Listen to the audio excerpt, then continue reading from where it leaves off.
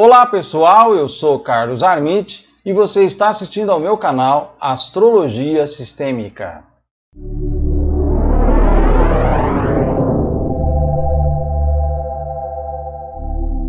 Muitos de vocês aqui nos comentários pediram para eu falar sobre esse conflito que está se desenhando ali na região do Transcáucaso, conflito entre o Azerbaijão e a Armênia.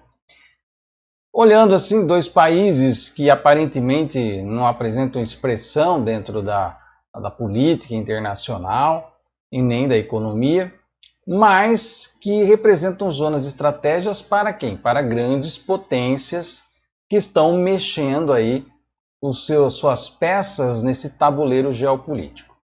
A gente já sabia que o ano de 2020 ele traz aí a promessa de uma grande virada geopolítica.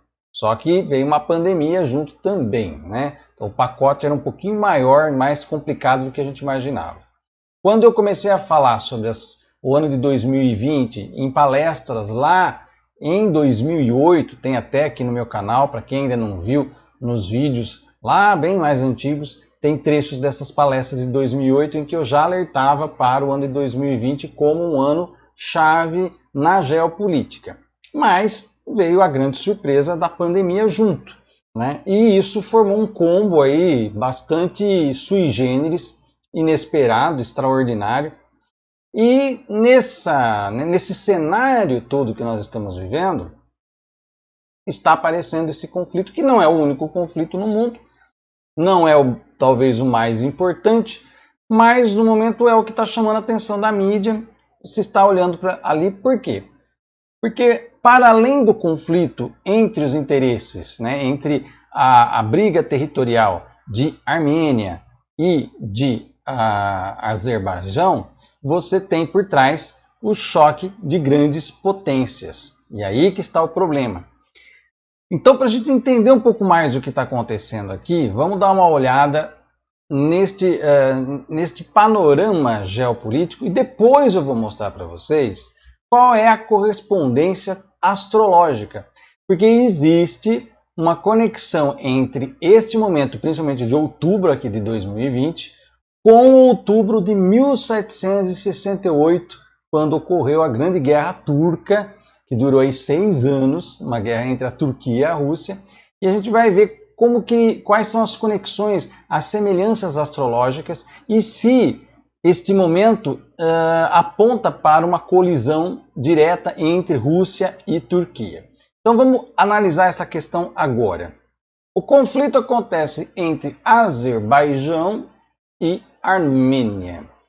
Então, quais são as peças do tabuleiro geopolítico que estão envolvidas aqui, tá? Azerbaijão, ele tem um alinhamento maior, né? E, evidentemente, ele tem uma ligação direta com os seus apoiadores, que são a Turquia, os Estados Unidos e a União Europeia. Por quê? Porque essa parte aqui tem uma correlação muito estreita com a Turquia, veja inclusive até o simbolismo das bandeiras, né?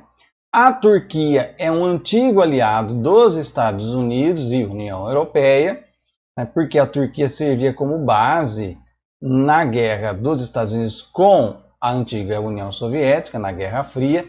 Então existe uma conexão muito grande. E a Turquia está com seus desejos expansionistas. E isso aparece a Armênia aqui como uma pedra no sapato da Turquia. Então, evidentemente, para ela, compensa, né, faz parte dos planos dela, estimular aqui o Azerbaijão a entrar em conflito com a Armênia, porque assim a Turquia consegue, através da sua peça de xadrez aqui, remover este obstáculo para sua expansão. Ela quer trazer de volta, o Erdogan traz essa política, né, um ditador que ele ele traz essa política de expansionismo da Turquia e que isso é bastante preocupante aí para a paz naquela região do Transcáucaso e também do Oriente Médio. Por quê? Porque a Armênia, que está sendo vítima desse ataque turco por meio do Azerbaijão, tá? Ela conta com o apoio de quem? Da Rússia, do Irã e da China. Então, veja, aqui está o tabuleiro de xadrez montado, né? De um lado, Turquia, Estados Unidos e União Europeia, do outro lado, Rússia, Irã e China. Então, a briga entre esses dois, Azerbaijão e Armênia, na verdade é a microguerra onde essas potências vão tentar ganhar pontos aí uma em cima da outra. O que acontece, entretanto, é que a mais alinhada aqui com a Armênia é o Irã, e o Irã sabe que se essa guerra ganhar volume, ele vai ter que confrontar os Estados Unidos. E esse é o grande problema, né? Essa relação Estados Unidos e Irã aqui, se ela chegar num patamar além do normal, pode levar a uma guerra catastrófica, uma guerra muito devastadora, talvez a mãe de todas as guerras ali no Oriente Médio. Nem os Estados Unidos quer isso nesse momento, apesar de você ter grupos pró-ataque ao Irã dentro dos Estados Unidos, e nem o Irã também quer se meter. Então essa briga de cachorro grande, ela fica só na ameaça, e para que esses dois não colidam diretamente um com o outro, eles usam as suas peças de xadrez nessa briga aqui. A Rússia, por sua vez, ela poderia entrar aqui nessa partida. Ela é apoiadora da Armênia, porém ela não vê uma necessidade de queimar a relação com o Ocidente por conta da Armênia, que, vamos dizer assim, não é um cavalo tão valioso a ser apostado, né? Então ela não vai apostar suas fichas nessa encrenca, então ela está meio que passando pano, ela está meio tentando deixar com que esse conflito ali se resolva por si só, em vez de entrar com um apoio maciço, porque se ela entrar aqui e o Irã entrar, isso vai fazer a colisão dessas superpotências, e aí é um caldeirão de pólvora incontrolável isso daí. E a China está de longe, né? Ela está de longe porque ela tem interesses aqui na sua própria expansão comercial. Esse é o interesse que ela tem nessas regiões. Então, ela, militarmente, assim, ela não tem uma ação direta aqui, mas ela poderia ter, caso houvesse um alinhamento, um eixo Rússia, Irã, China, contra o eixo do Ocidente, Turquia, Estados Unidos e União Europeia. Agora, a briga aqui acontece pelo quê, né? Qual é a questão maior da briga aqui? É a disputa dessa área aqui de Nagorno-Karabakh, né? Que é uma região de maioria, 90% da população é armênia, né? Porém, ela foi dada para o Azerbaijão na época do governo stalinista soviético, né? Então, para poder criar aqui um acerto nessas repúblicas, nessas ex-repúblicas soviéticas aqui, então se criou esse território aqui, né? Foi dado para o Azerbaijão, porém ele é de maioria armênia, e pelo direito de autodeterminação dos povos, né, eles se veem como armênios e, portanto, querem fazer parte da Armênia, querem se separar do Azerbaijão e fazer parte da Armênia, e toda a encrenca está aqui porque o Azerbaijão não vai querer abrir mão desse território, que é um território estratégico, né? Ele não vai querer abrir mão desse território em relação à Armênia. E, evidentemente, a Turquia, que tem relação direta aqui com o Azerbaijão, vai estar dando apoio para essa ação militar do Azerbaijão, porque ela vê na Armênia aqui uma pedra no sapato. Ela quer, na verdade, exterminar essa região da Armênia para ela poder seguir adiante aqui no seu desejo expansionista. E, evidentemente, isso vai mexer com a Rússia em algum momento, né? O Irã está logo aqui, ó, né? E o Irã, ele tem conexão, um apoio com a Armênia. Então, há uma colisão direta nessa área aqui dessas potências todas. Então, é um barril de pólvora complexo, complicado, que pode levar a uma situação aí que pode fugir do controle. Então a gente tem que tomar muito cuidado e olhar para essa região com bastante atenção. Agora, qual é a relação astrológica que nós podemos ver com essa história toda, né? Houve uma grande guerra entre Rússia e Turquia em outubro de 1768, tá? E nós estamos vivendo essa tensão que pode levar, por tabela, Rússia e Turquia numa briga também, envolvendo aí o Irã os Estados Unidos e também a China. Então nós vamos analisar e comparar os mapas de agora, desse outubro que nós estamos vendo em 2020, que está lá pegando fogo na região do Transcáucaso, com o outubro de 1768, quando se iniciou a Guerra Russo-Turca lá do século XVIII. Veja só os comparativos. 2020 é o ano da grande conjunção Saturno-Plutão. Então olha aqui, Saturno e Plutão. Plutão estava em Capricórnio. Está em Capricórnio. Lá em 1768, Plutão também estava em Capricórnio, só que em oposição a Saturno. Mas havia uma relação astrológica entre esses dois planetas. Aqui eles estão em conjunção em Capricórnio. Aqui Plutão em Capricórnio também. Aliás, foi a última vez que ele esteve em Capricórnio antes dessa época aqui, que coincide com o período lá anterior à Revolução Americana, enfim, que tanto é que quando Plutão se dirigir aqui para Aquário, nós vamos ter essas mudanças todas referentes lá aos Estados Unidos, né? Como a gente já falou em outros vídeos. Então veja, existe essa conexão. Então a primeira semelhança é que na Guerra Russo-Turca de 1768 nós tínhamos uma conexão Saturno-Plutão por oposição, pegando o mesmo eixo de signo, inclusive. Tá? Só que aqui nós temos o quê? Uma conjunção onde Júpiter está junto aqui. Nesse bololó todo aqui, tem mais gente botando a colher aqui nesse bolo, né? Então, a situação é bem interessante. Outra coisa que é uma semelhança, olha aqui, Urano, né, está atualmente no signo de Touro.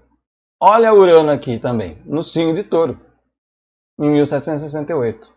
Coincidência, né? Olha que coisa. E estava em conjunção com Marte, da guerra, né?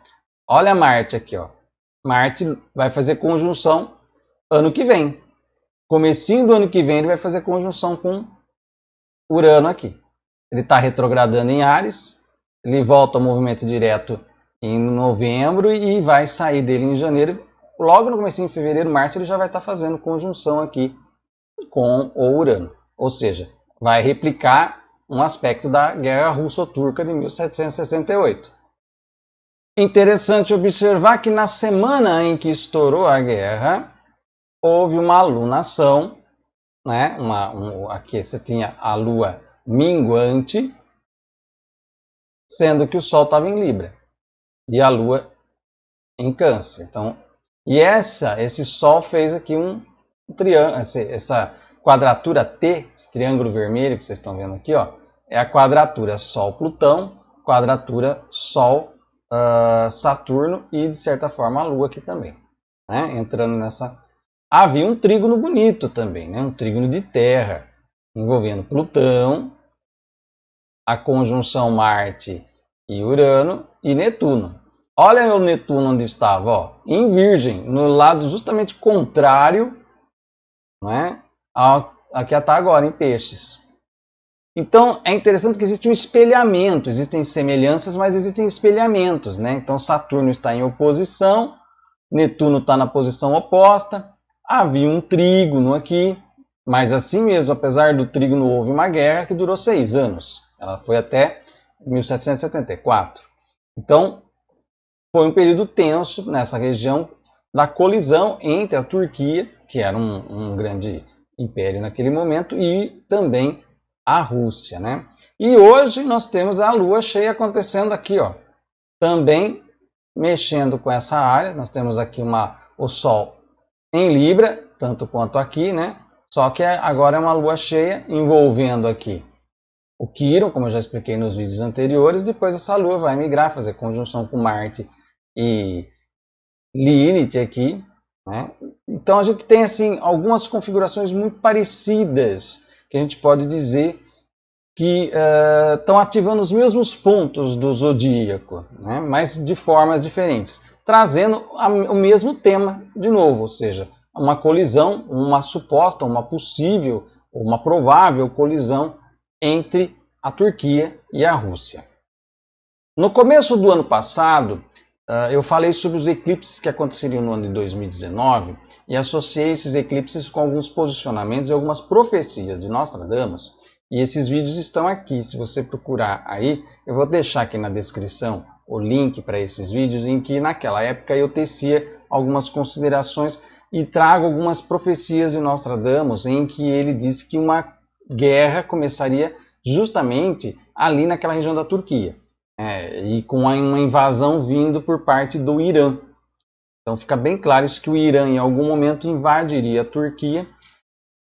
Essa situação entre Azerbaijão e Armênia pode ser o estupim para essa situação. Por quê? A Rússia, a tendência da Rússia é sacrificar a Armênia. A grande verdade é que a Armênia está indo para a degola. A Rússia vai ficar passando pano e vai deixar Erdogan cometer suas atrocidades, a sua expansão turca por meio da ação militar do Azerbaijão. E aí, evidentemente, o Irã talvez não fique quieto. O Irã talvez venha e entre ele na briga. E veja que interessante que a Armênia é um país que é cristão. E o Azerbaijão é muçulmano. Então veja que a questão religiosa aí não é o que está preponderante. Se o Irã, que é muçulmano, entrar na guerra, vai ser contra outro grupo muçulmano para defender um cristão, um governo cristão que é da Armênia, mas que tem relações diretas ali, históricas, com o antigo Império Persa, essa região da Armênia.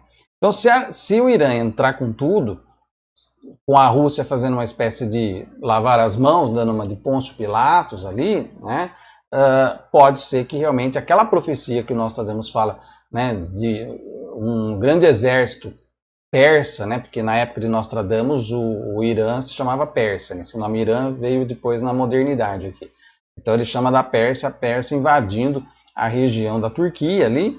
Então essa profecia se torna muito próxima de acontecer, caso esse conflito tenha uma escalada bastante perigosa aí.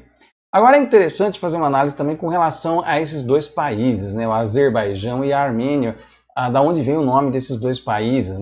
O Azerbaijão está ligado a um líder persa que dominava aquela região ali, é uma espécie de um tirano local, e esse líder persa tinha um nome relacionado ao fogo, o título dele era o Protetor do Fogo. Então o nome Azerbaijão ele vem de termos como protetor do fogo, a terra do fogo, o tesouro do fogo. Então o elemento fogo está ali caracterizado no Azerbaijão. Do outro lado você tem a Armênia. A Armênia, a palavra Armênia vem de descendentes de Noé, da suposta história do dilúvio, aqueles que desceram da arca ali no Monte Ararat, que fica ali por perto, não na Armênia, mas fica naquela região ali.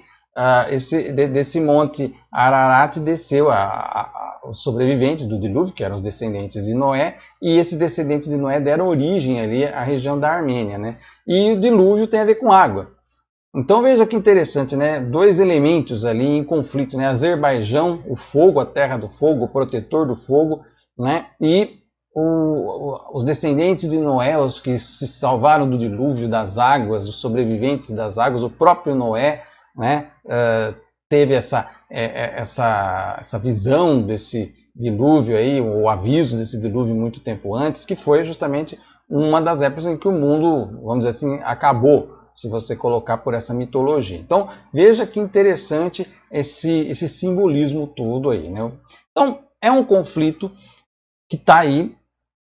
Eu particularmente, se isso ganhar corpo, vai ser por aquela linha da profecia de Nostradamus, através do Irã entrando no conflito, mas não sei se o Irã vai querer queimar o seu filme assim de uma forma tão brusca, porque os Estados Unidos vai entrar na jogada junto com a Turquia e o resultado vai ser desastroso. Numa época que nós estamos vendo uma pandemia e está tudo muito complicado. Porém, a gente tem que olhar do outro lado, que o sistema capitalista ele vai sobreviver de qualquer forma. E talvez uma das mais lucrativas áreas do sistema capitalista é a indústria armamentista.